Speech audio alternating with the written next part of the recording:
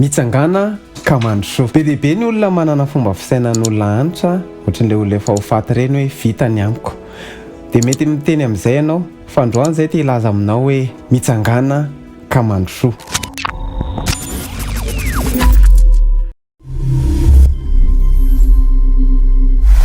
Finaritra tompoko lasy tompoko vavy fiadanan'i Jesosy fa antsika rehetra tompoko. Mitsangana ka mandrosoa. Matetika isika rehefa mahita olona antitra be ireny dia mieritreritra izy hoe vita ny amiko. Mampalahelo fa be dia be ny kristianina manana an'izany fomba fisainana izany hoe vita ny amiko. Fa iza moa miteny aminao hoe vita ny aminao? Be dia be ny kristianina manao tahaka ny Adama sy Eva. Dia hoy izy nandreanao nandehandeha teo amin'ny saha dia natao ohatra satria mitanjaka ka dia nihery. Iza moa niteny any Adama sy Eva hoe nitanjaka izy? Rehefa avy nanota i Adama sy Eva, efa nandraran'Andriamanitra hoe tsy hihinana ny voankazo teo afovoan'ny saha, dia rehefa nalay panahy izy mivady dia nihinana. Dia nafantatra izy hoe nitanjaka, dia nihery ny tavan'i Jehovah, izany hoe nitsoaka an'Andriamanitra. Ary io no mpahazo antsika kristianina hoe rehefa tafalatsaka tao anatin'ny fahotana tonga dia mihery ny tavan'Andriamanitra, izany hoe tonga dia tsy makany ampiangonana, tonga dia tsy mivavaka. Ary io mandositra fotoam-bavaka io zany efa hatramin'ny andron'ny Adama sy Eva. Dia hozy izy ianao hoe vita ny amiko. Iza moa niteny anao hoe vita ny aminao? Hoy Andriamanitra mbola tsy vita ny aminao. Noho izany aza vela hanakana anao ny fahakiviana.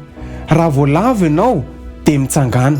Raha tafalatsaka ao anatin'ny fahotana ianao dia aiza mihery ny tavan'Andriamanitra hoe za tsy hivavaka fa Andriamanitra ve handray anahy fa za maloto loatra, fa zao mampahery anao miverena amin'Andriamanitra dia mibeba dia hialao ny fahotanao fa mandray anao ampitiavana izy.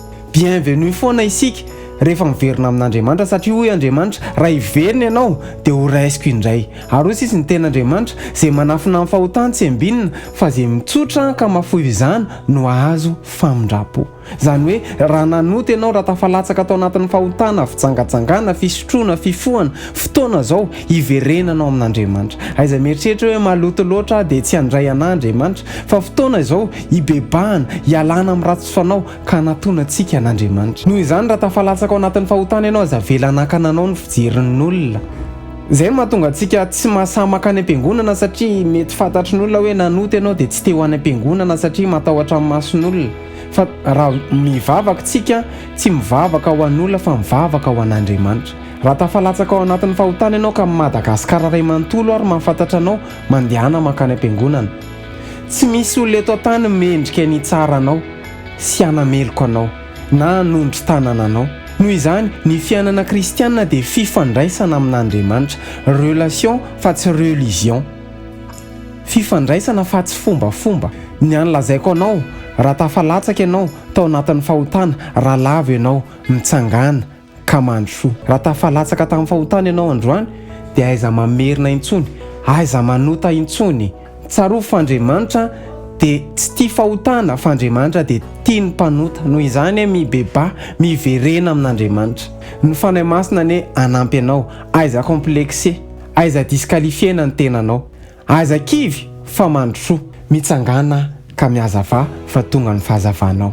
Raha nafinaritra anao ny vidéo dia aiza misalasala, milike sy micommente sy mipartage satria isan-kerinandro izahay dia manao vidéo tahaka izao dia raha mbola tsy abonné amin'ny Pejy ianao dia Manasa anao hisabonina amin'ny Pejy. Veloma tompoko.